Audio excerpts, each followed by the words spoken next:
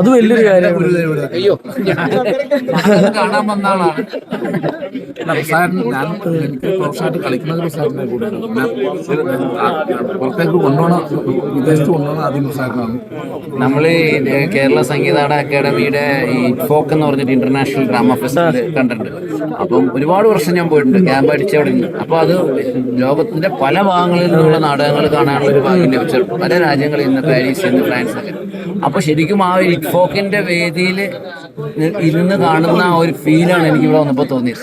അപ്പൊ ഞാൻ ആദ്യം തന്നെ പറഞ്ഞ് പ്രധാനപ്പെട്ട ആളുകളുടെ മുരളിയുടെ പറഞ്ഞു, ഇതെന്തായാലും ഇപ്പോക്കിൽ നമ്മൾ നാടകം അവതരിപ്പിക്കുക എന്ന് പറഞ്ഞാൽ അത് ഏറ്റവും വലിയൊരു സംഭവം. ഈ നാടകം അവിടെ എത്തേണ്ട നാടകമാണ്.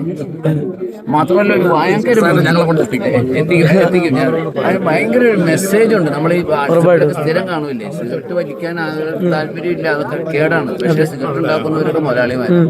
അതുപോലെ മദ്യം കേടാണ്, പക്ഷെ അതുണ്ടാക്കുന്ന ഒരു മുതലാളിമാരാണ്. ഏറ്റവും ആവശ്യം നമുക്ക് ധാന്യമാണ്. അതെ, പക്ഷെ അതുണ്ടാക്കുന്നവരൊക്കെ ഇതിപ്പോ സ്ഥിരം കാണാറുള്ള ഒരു സംഭവമാണ്. ഭക്ഷണം ഉണ്ടാക്കുന്ന വാട്സപ്പ് കാണാറുണ്ട്. പക്ഷെ അത് ശരിക്കും ഇവിടെ ഈ വേദിയിൽ ഇത് പറഞ്ഞില്ലെങ്കിൽ ശരിയാവില്ല. അത് ശരിക്കും അന്വർത്ഥമാക്കുന്ന ഒരു നല്ല മെസ്സേജാണ് പറഞ്ഞു. എന്തായാലും ഈ നാടകത്തിന്റെ ഒരു വേഷം വർഷങ്ങൾക്ക് മുമ്പ് ഒരു ആളെ എഴുതിയിട്ടുണ്ട്, സന്തോഷം പറഞ്ഞു ഇവിടെ വെച്ചിട്ട്. അപ്പൊ ആ നാടകത്തിന്റെ ഒരു വേറെ രൂപമാണ് ഇവിടെ ചെയ്തത്. അതിന്റെ കഥ തന്നെ അന്ന് ചക്ക ഈ ലെവലിൽ വരും, ലുലുമാളിൽ വിട്ടില്ലേ ചുളക്ക് വില.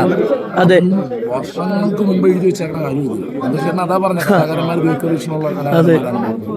ഇനി എന്തായാലും താങ്ക് യു എല്ലാവരും. സൗണ്ട് പോയേക്കാളെ എത്ര നാളത്തെ പ്രാക്ടീസ്? അത് ഒരു മാസം. ചേട്ടാ ഇനിയും ഇതുപോലെ നാടകങ്ങൾ പ്ലാൻ ചെയ്യുന്നുണ്ട്? ഒരുപാട് ഫുള്ള് നാടകം. ഇപ്പൊ സിനിമ അത് ചെയ്യുമ്പോ തമിഴിലൊക്കെ പോയിട്ട് നമ്മള് കണ്ടതല്ല. വിനയം കൊണ്ട് പറയുക. അതെ.